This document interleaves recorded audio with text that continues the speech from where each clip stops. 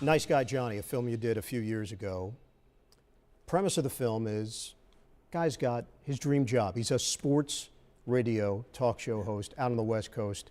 The dream job scenario, is that something that in the back of your mind you always thought, well, that would be a pretty cool job to have, just talking about sports all day? Absolutely. I can remember I was trying to come up with an idea for that film. I wanted to make a movie about a guy who's a dreamer and is being asked to give up the dream. You know, for me, it was filmmaking, and as a young guy, when I was about that character's age, 25, 26, I was being pressured by some people in my life to like, this is absurd. You're gonna write and direct and act in movies? Like, go, you know, get a haircut, buy a suit, work in a bank.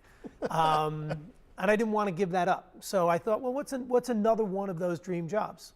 Sports radio.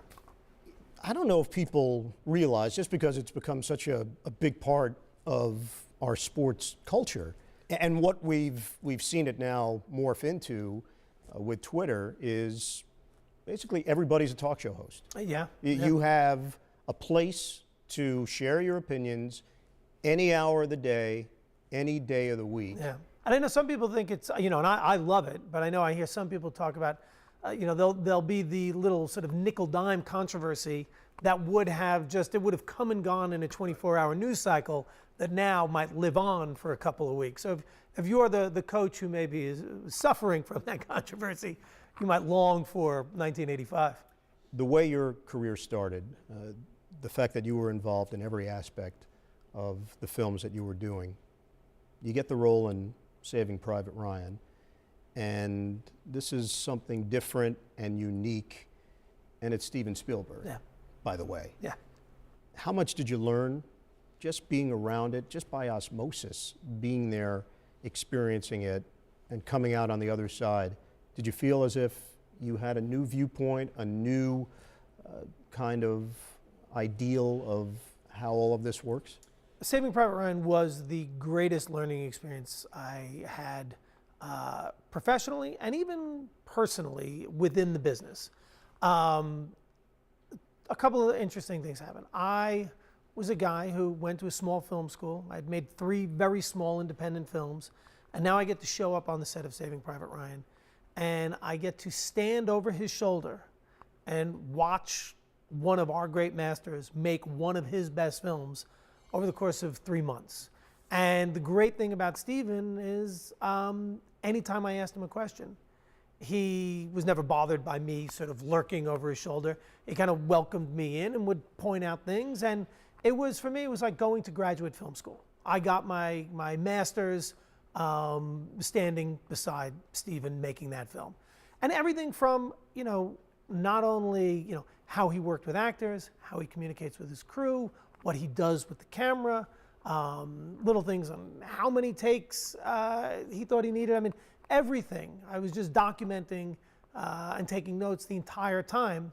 And it was an incredible experience. The other great thing that happened for me was, as an actor, you know, again, I only acted in 3 films that I had written. I'd never spoken a line of dialogue that I hadn't written.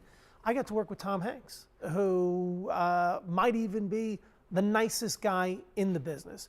And for all of the young guys in the cast, he kind of took us, not necessarily under his wing, but he kind of played the big brother to all of us. And we were constantly asking him questions about, you know, how do you negotiate this business, that town, Hollywood? You know, what do we do when we have this situation with an agent or with a producer? And he was really great with that. But the other thing is, you know, almost back to equating it to sports. Tom was sort of the team captain, and he led more by example. He was the first one to set every day. He knew everybody's name, knew the PA's name, always knew his lines, always hit his mark. Steven wanted him to do something differently. He listened. Okay, coach, I got it. Let's go do it. And that was an incredible experience. So having those 2 mentors when I'm 28 years old and a kid in the business definitely has shaped you know, who I am, but how I decided to conduct myself after that. If you could go back and talk to the Eddie Burns that made the Brothers McMullen and tell him a few things about this business, how to survive, how to navigate, what are some of the things that you would tell yourself back in that time You know, period? the biggest thing I think is not to be overly precious. You know, now that 17 years have passed and you thought all those decisions were so important, nobody's really keeping score. Have a little bit more fun with it, and take the money. Quite honestly. Finally, sports has been a big part of your life. Is it the ultimate drama in many ways because you don't know the outcome?